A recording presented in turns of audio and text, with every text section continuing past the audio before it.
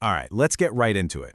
For almost 100 years, Benjamin Graham's The Intelligent Investor has been the Bible for Wall Street. But you gotta wonder, right? How does this old-school wisdom hold up in our crazy, meme stock, 24/7 news world? Well, in this explainer, we're gonna unlock Graham's timeless survival guide and show you how to use his core ideas to build a fortress against all that market madness. Graham kicks things off with a pretty tough pill to swallow, and it's right here on the slide. The biggest, most epic battle you're ever going to fight in your financial life? It's not against hedge funds. It's not against market crashes. Nope, it's against the person staring right back at you in the mirror. It's your own impulses, your emotions, your own biases. And let's be honest, today that battle is harder than it's ever been. I mean, you've got this constant flood of data, the tickers flashing red and green, the nonstop news. It's all designed to feel like some kind of high-stakes video game. And it is built to trigger our most basic instincts, that rush of greed when things shoot up, and that gut-wrenching panic when they start to fall. So to win this game, Graham says you have to make a choice, a really fundamental choice. And it's not about what stock to pick first, it's about who you're going to be. Are you an investor or are you a speculator? Seriously, the answer to that question changes everything. You see, Graham's definition of investing is incredibly strict. It's not just a hunch. An investment has three key parts. First, you do a thorough analysis. Second, it has to promise safety for your initial capital. And third, it needs to offer an adequate, notice he says adequate, not spectacular, return. Anything else, no matter how exciting it sounds, is speculation. It's basically gambling, just with better suits. And this is where you really see the split, right? I mean, look at this. The investor is buying a piece of an actual business. The speculator's just buying a ticker symbol. The investor's asking, what is this business really worth? While the speculator is asking, how fast can I flip this thing for a profit? They are playing two totally different games on the exact same field. And this right here is a classic Graham warning.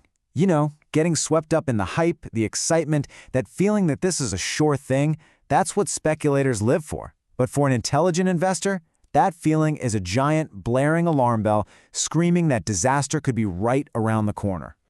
And man, history is just littered with the wreckage of these speculative manias. And one of the most perfect cautionary tales comes from the dot-com bubble, a company called eToys. So get this, on May 20th, 1999, the market was just head over heels in love with eToys. Just look at these numbers. The market said the company was worth $7.8 billion. That was over $2 billion more than Toys R Us, the established, profitable giant in the industry. But here's the kicker.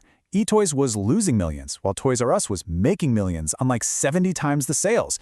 It's just a perfect snapshot of price completely breaking away from reality.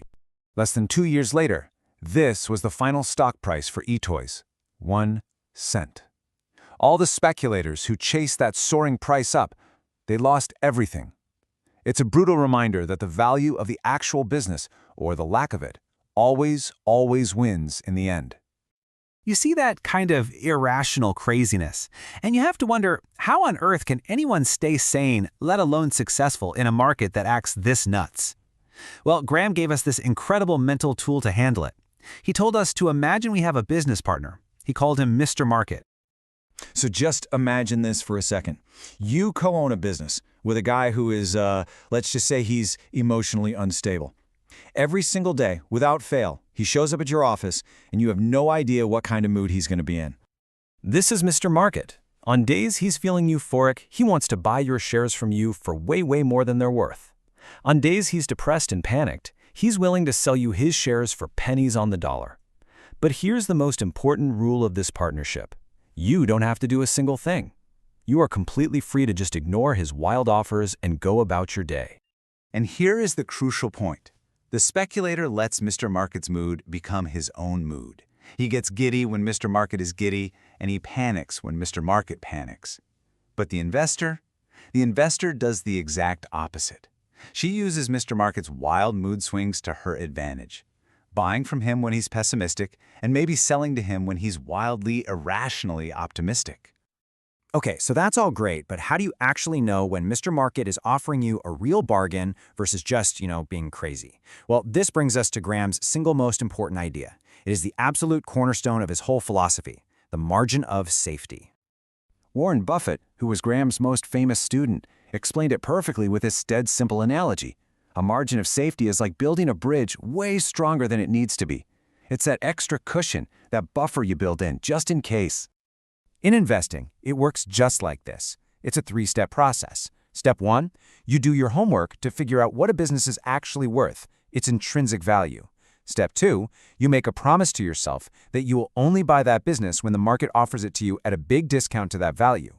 And Step 3, that gap, that discount between the value and the price, that is your margin of safety. It's your protection against being wrong. And really, that's what this whole thing is about.